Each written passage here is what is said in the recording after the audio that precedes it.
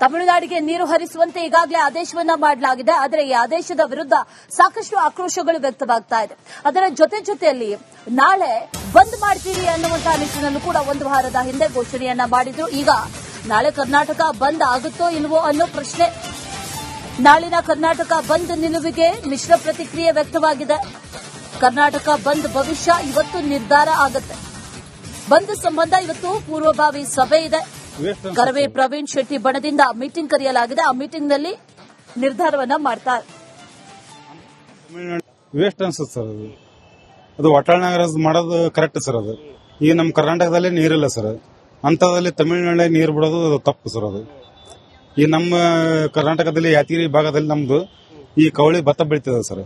ಆ ಭತ್ತ ಬೆಳೆದಲ್ಲಿ ವಾರಬಂದಿ ಮಾಡ್ಯಾರ ಸರ್. ಈ ಸದ್ಯ ನಮ್ಮ ತಾಲೂಕದಲ್ಲಿ ಯಾದಗಿರಿ ಡಿಸ್ಟಿಕ್ದಲ್ಲಿ ವಾರಬಂದಿ ಮಾಡ್ಯಾರ ಸರ್. ಇದು ಈ ನೀರು ಬಿಡೋ ಸಲ ಅಂತ ನಮ್ಗೆ ಇಲ್ಲಿ ವಾರಬಂದಿ ಮಾಡಿದಾರೆ ಸರ್. ಆ ಸಲ ನಮ್ಮ ಕರ್ನಾಟಕದಲ್ಲಿ ನೀರ್ ಇದ್ರ ಜಾಸ್ತಿ ಇದ್ರ ಇಲ್ಲಿ ತಮಿಳುನಾಡಕ್ ಬಿಡ್ಬೇಕು ಸರ್.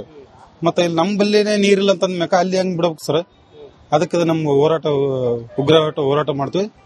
ಮತ್ತೆ ನಮ್ಮ ವಾಟಾಳ್ ನಾಗರಾಜ್ ಅವರು ಅದು ಬೆಂಬಲ ನಾವು ಕೊಡ್ತೀವಿ ಸರ್. ನಮ್ ದಲಿತ ಸೇನೆ ಇಲ್ಲದ ನಾವು ವಾಟಾಳ್ ನಾಗರಾಜಲ್ಲಿ ಬೆಂಬಲ ಕೊಡ್ತೀವಿ ಸರ್. ರಾಮಪ್ಪ ದೊಡ್ಡಬನಿ ಅಂತ DSS ತಾಲೂಕು ಅಧ್ಯಕ್ಷ ಸರ್.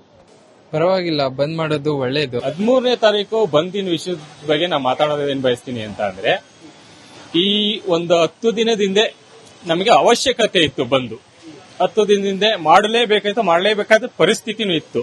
ಆದ್ರೆ ಈಗ ಹೋಯ್ತಾ ನೋಡ್ತಿರೋ ಪರಿಸ್ಥಿತಿ ಮಾಡಿದ್ರೆ ನಾವು ಯಾವ ಕಾರಣಕ್ಕೆ ಬಂದ್ ಮಾಡ್ತಾ ಇದೀವಿ? ಟ್ರಿಬ್ಯುನಲ್ ಅಲ್ಲಿ ಹೋರಾಟ ಮಾಡಬೇಕು. ಫಸ್ಟ್ ಅದ್ಲೋಗಿ ಹೋರಾಟ ಮಾಡೋಣ.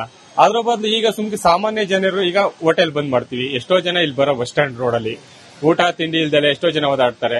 ಈಗ ಬರಬೇಕು ಅಂದ್ರೆ ನಾವು ಅಷ್ಟೇ ಕೆಲಸಗಾರಗಳ್ದು ಅಷ್ಟೇ. ನಾವು ದಿನಗೂಲಿಗೋಸ್ಕರನೇ ನಾವು ಬದುಕ್ತಿರೋದು. ಅದೇನಾದ್ರು ಅವಶ್ಯಕತೆ ಇದ್ದಿದ್ರೆ ಈಗ ಮಳೆ ಇಲ್ಲ ಅಂತ ಅಂದ್ರೆ ಅವ್ರಿಗೆ ಬಿಡ್ಲೇಬೇಕು.